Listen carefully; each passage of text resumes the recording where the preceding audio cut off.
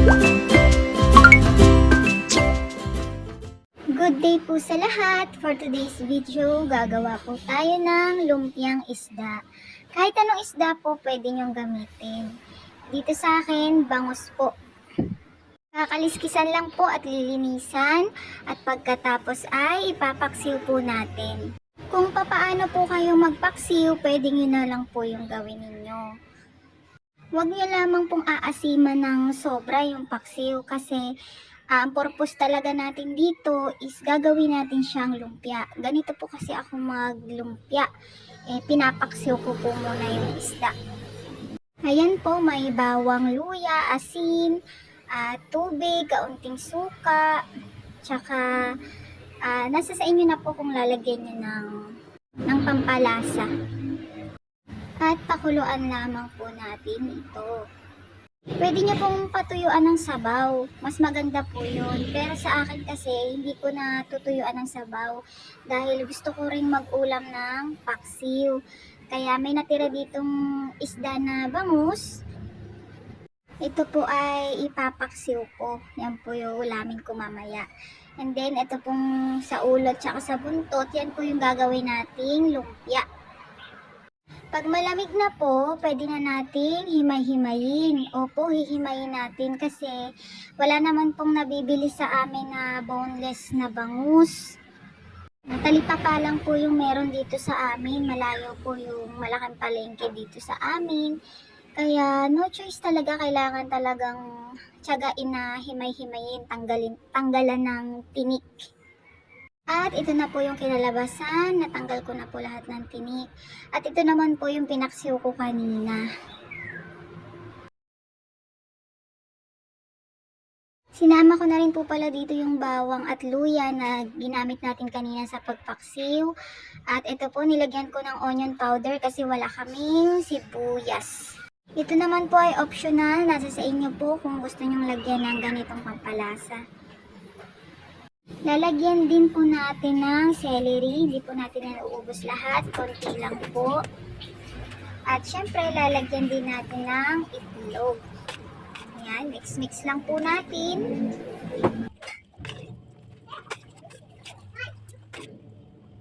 Pwede nyo pa pong lagyan ng asin, pero ako hindi ko na po lalagyan kasi medyo maalat na po yung magic na nilagay natin kanina.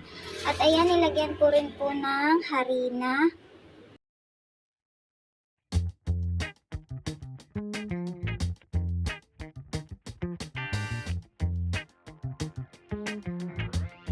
Ayan po, maganda na lang tayo ng tubig na may harina. Pang-save po natin mamaya sa lumpia. Ayan, mix lang po natin. At i-ready na rin po natin yung iba pang mga kailangan para makapag-umpisa na tayo ng pagbabalot ng ating lumpiang isda.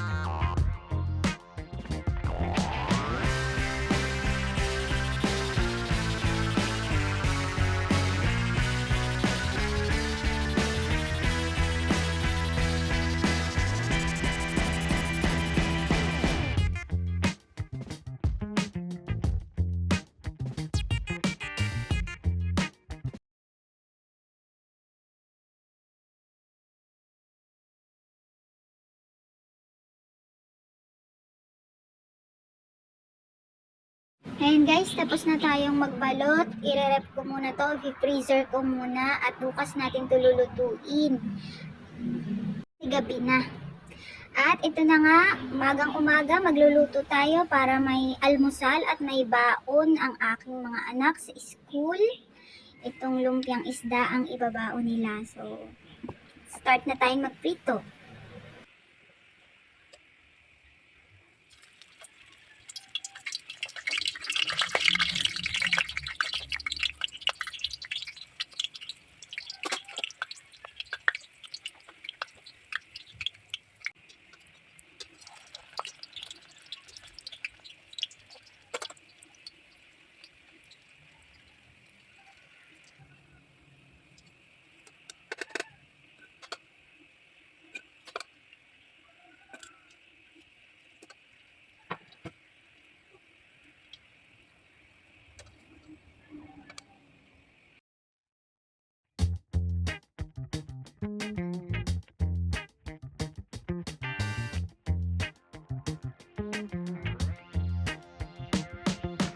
Crunchy.